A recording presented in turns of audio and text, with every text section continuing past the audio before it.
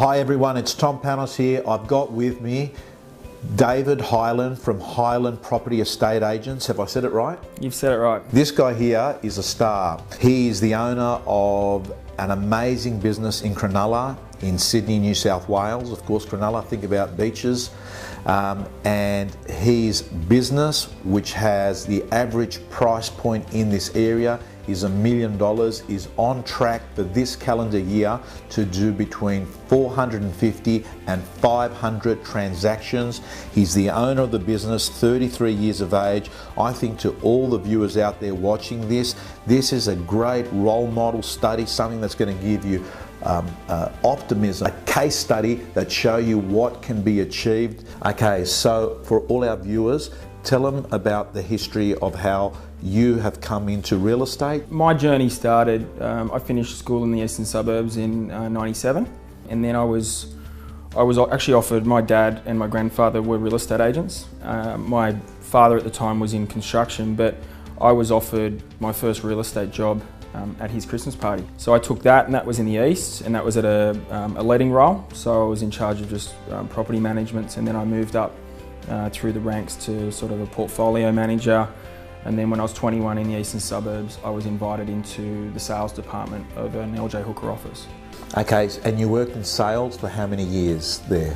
Been in sales since I was 21. I worked in the eastern suburbs till I was 25 in sales, which was a great training ground for me because it's very competitive. Yeah. And I was in an area where I had no networks, so I had to cut my teeth the hard way and knock on doors and do all those sort of fundamental things that a lot of my junior agents are doing at the moment. But then at 25 years of age, I moved south. So I moved into the Cronulla area, and for 2 years I worked with a local boutique firm. Okay, and then you've made up your mind that I'm going to move from being sales into being a business owner? And the irony behind this is that we decided to open a business and with John Schwarzer, who is still working with us, and a month later they announced the GFC. My decision to move into sales, probably the timing when we did it wasn't great. It actually ended up working out to our advantage, but at the time I recognised locally that our area was ready for a new style of real estate, something that mirrored the top eastern suburbs firms. Vendor paid marketing wasn't really that predominant back then, whereas when we started we had some objections, but we got on a roll early because we had a product that no one else was really offering. To me, you are the true attraction business. When I talk about an attraction business, I talk about a business that seems to interrupt you. It's out there, you notice it. And even though that there's lots of agents and hundreds of salespeople, a Highland agent is noticeable. That's got to do with vendor paid marketing. But it's also got to do with just your approach. You talked about doing a different style. What does a different style look like for you? Okay, so 7 years ago, there was the McGrath network who were out there really pushing the envelope in terms of the bigger ads in the local paper. And I'm not going to pretend like we reinvented the wheel, because we didn't.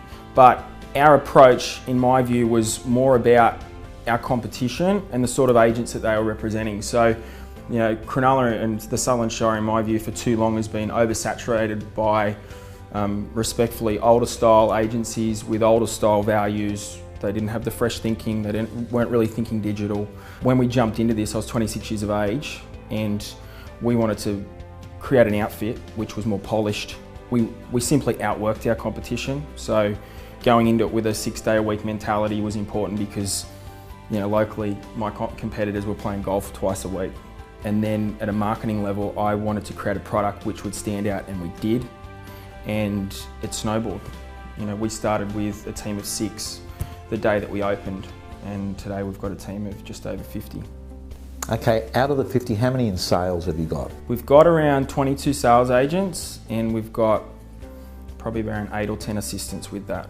And then sales managers, and you've got a management team and a number of different elements. I've got a whole marketing department now, and that includes in-house photography and videography and a number of other elements which I guess are probably the most exciting part of our growth moving forward for me. The first I came in here, I noticed energy about 6 months ago. Today, I look back and I see things have changed since then. That's how I know a business is growing, when I look back and say, have they done anything since the last time I saw them? And I look back and I think, yes, he's got a videographer, employed their own videographer, constantly looking at developing and growing, and it appears that yours is a learning type organisation. I notice you're big on training. I notice that you run your training sessions in that big training room. You get various trainers come in. You're very big on marketing. I want to ask you, were you a good salesperson when you were selling? Do you sell now? Yeah, I still listen to sell. I divide my time, so now it's more a case of me servicing the vendors that I've ever done business with before, or obviously referrals. It's more about the price point, so I wouldn't say that I pick and choose my listings, but I only have so much time in the week to dedicate towards vendors, and I only take on the listings that I feel I can give 110% to. So yeah, we're having a good year, and I run with my own team as well. So I've got myself and basically 3 others in my business unit. And I feel like that's a good balance for me. At a sales level, administration and growth, I would consider that my job description. But then we've got another, including my father, who runs sort of the financial side of the business. Because obviously with this, with an operation of this scale, there's a lot more involved now. And that includes property management as well, which is now a much bigger animal for us. There's a lot of people. This goes out to 14,000 people, and I'd say that 4,000, 5,000 people are going to watch this video. A lot of them are younger agents. Okay? What advice would you give to these younger agents? If David Highland was meeting David Highland at age 21 today, what advice would you give yourself about real estate and what to do to have a flying start to be successful? That's pretty simple. That's a great question, because we've got a good culture in here where we're, the development of our juniors is important, because I see them as being our salespeople later on down the track. For me, it's pretty simple. You can't cut corners, so there's no shortcuts. Work ethic is everything, and you either have the hunger or you don't, from my point of view.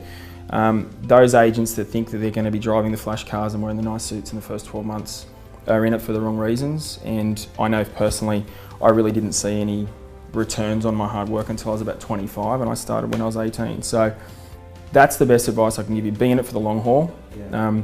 Don't look at real estate as a career in terms of whether you're going to chop and change every 5 minutes. And the other thing, I believe that whilst my apprenticeship was in the eastern suburbs, now my core market is local, Cronulla, Southern Shire based real estate. I don't have, at this point, with those junior agents, you just look in your area and you look at what you can be good at and you don't move. So there's a lot of gold nuggets there that David's going off. Some of the things that come off in my head there as he's talking is that, hard work is going to pay off in the future, and you've got to be prepared to do it and treat it more like a marathon. Don't treat it like a sprint. Don't think that the work you're going to do this minute means that you can go next weekend to the car dealer and pick up that Lexus. It doesn't work that way. Do you ever wake up and you're not motivated? You strike me as a positive person, an energised person. You're big on fitness. When I spoke today to your group, you wanted me to talk about fitness. So is fitness a big part of your life? Oh, totally. Look, and that's, I just think there's a pattern, like I train every day before work, and I would think that, and you spoke about it in our session this morning, a lot of agents ride this roller coaster, and I don't want them to bring their negative stuff to work with them, and for me, I'm big on just being consistent. It's not about what I sold yesterday or how big our month was last month. It's about what's happening today. And for me, the only way that I can really achieve that is if I'm centered every single day. And, particularly Monday to Friday, it's very important that I come to work and lead by example. I can only do that if I'm feeling good about myself. I want them to be fit, and I can't make them be fit, but I just take the view that it's good for culture and, it's good for camaraderie. And with a sales team as big as what we've got, competition is good, but you want it to be healthy, and I want them to come to work with a positive attitude about working with each other. Listening to what David is talking about when we stress the importance of, health and fitness and energy levels, and I've got to tell you, if you walk into this office and have a look at the team, they look fit, they look good. they're young, their suits fit them perfectly. And I know it sounds like a cliche, but you look at them and you say to yourself, when I'm opening the door at a listing presentation, there's no bad touch points, so everything seems to flow. But I want to talk, they're on the younger side. We've got a few grey hairs in the office. Okay. So we're not as young as we used to be. You know, like for a long time, the average age group in here was sort of 25 to 27. I mean, I at 26 when we opened this business, I look at some of the photos and think, what was anyone thinking listing with me? Because I look like a kid. Right. But you know, even now, the average age group would be around 30, and it's a good mix. You know, it sort of lifts everybody because you know, you want, you know, and you sort of can compare it to a football team. You want people in the team that create good culture, you know, and one of the big things at a recruitment level is understanding what's going on at the back end, you know, with the candidates we're talking to. And we recruit all week. You know, I've got an operations manager who is just awesome, and she's constantly just giving me candidates to look at, you know, and when we get to when they get to the second or third interview where I meet them, one of the big things I'm interested in is, you know, are they interested in fitness and what's going on at the back end level of their life? So let's talk about that. You see a lot of people, you see people that have come in, and you would have seen people, David, that haven't succeeded. They've come into your business, yes. The environment's right, they work with other people that are doing well, yet they struggle. What is it that some of these people that sort of, you know, are just dabbling and they sort of just seem to disappear out of real estate or move from office to office? What is the factor that these people are missing? It's just hunger. You know, that's the long and the short of it. Like, I don't make any excuses around the fact that, you know, like I'm at work, I'm very focused and at times intense, but we get things done, you know, and that approach doesn't work for everybody. So, you know, I just say to the team, like this morning, you know, I'm not going to sugarcoat it. We're going into a busy time of the year. The most important thing for me at a business level is just keeping it fun, you know, and that includes throughout the year, like I took the whole team to Eastern Creek in May. You know, I took 50 odd people to Eastern Creek and we raced go-karts for, you know, 2 or 3 hours, and then we took them out for lunch after it. You know, we need to keep doing things like that because it's not enough to ask them to come to work and just power on for 12 months. You know, and you used the analogy before, it's, you didn't say grand final, but you said something like that. This is the biggest time of our year. You know, we've had the fun, okay, and the next 3 months are going to be full on. Those people that don't have the stomach for it, I just take the view that, you know, maybe this isn't the career for you. Okay, again, just some really important stuff that David's going over, and I think he's nailing everything he's saying.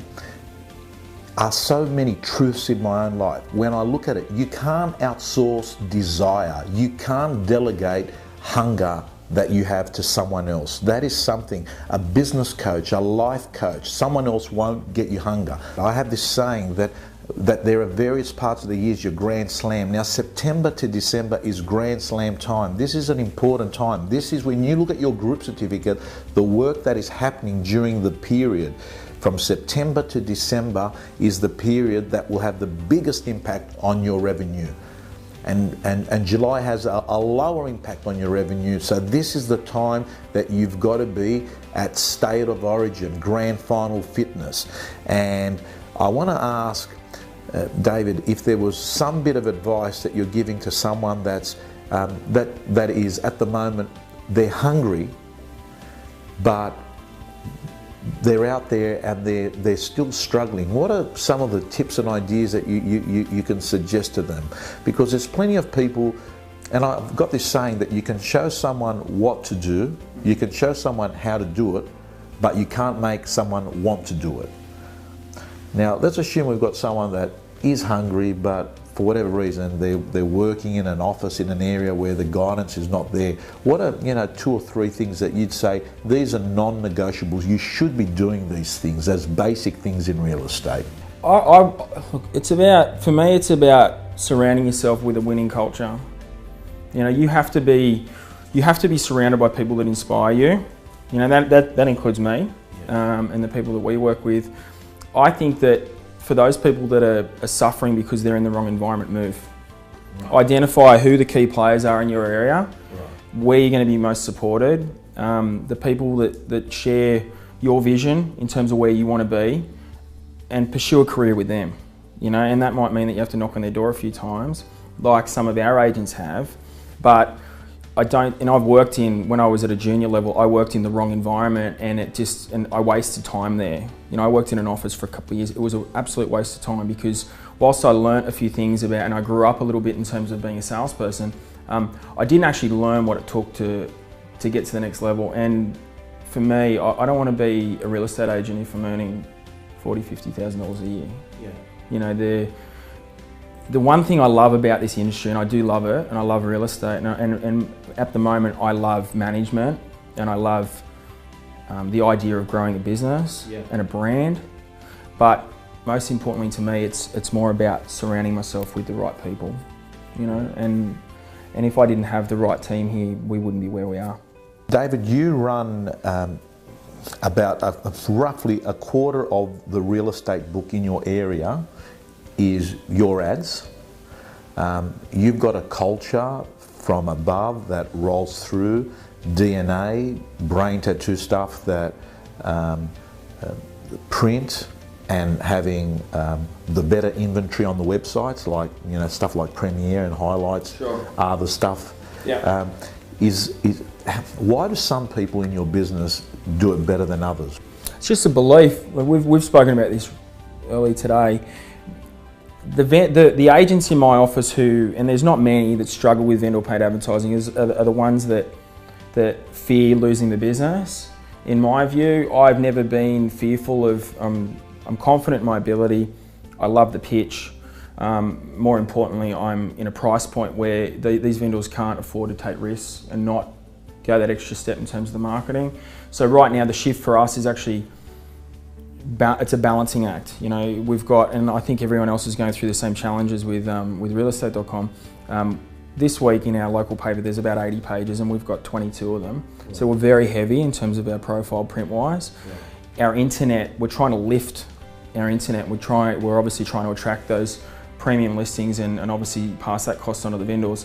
It's very important at the moment that we have a balance, and a part of that is obviously our direction in video and a few of the other elements as well. Finishing off, I want to ask you, as a person, there are people sitting out there thinking, you know what, I never went to uni, I'm in real estate, I've got a golden opportunity. Here's a guy, good looking guy, built a business, he's fit, got a team of 50 people, 450, 500 sales a year. This is excellent. What makes you hungry? Are you born that way? How does someone become that? It's hard to explain. I just, for me, and I've been asked this question a heap of times, you've got to love what you do. There's no secret about that. You've got to actually love real estate, and I love real estate. I'll read anything I can get my hands on. But, you know, a lot of people would be happy with the team that we had 2 years ago. You know, I don't think that there's any end to my desire to challenge myself, and I think that that's a big part of why we're here today, and the level of success that we've had for the last 6 years has just been the fact that I've constantly wanted to challenge myself, you know, and I can't imagine taking RDOs. Like, I've got friends in real estate that take a Tuesday off or a Monday off, and I, for the life of me, can't understand how that happens, because I just want to be at work, you know, and it's not commercial greed, it's more than that. It's about actually building something, you know, and that doesn't mean that everybody out there is suited or has the desire to go and open a real estate office, but, you know, even at a selling level, I just constantly wanted to better myself. I wanted to be the #1 agent in a certain price point at one time, and I did. You know, I can't explain where that hunger comes from, but I would say that it's more than just being 33 years of age. I think I'll be like this at 43. Okay, there's really, the stuff that I got out of that is there comes a time when you transcend, when it is no longer about the dollars. It is not about the commercial side of it. It's the fact about having pride of building something special and being the best in that thing that you've built.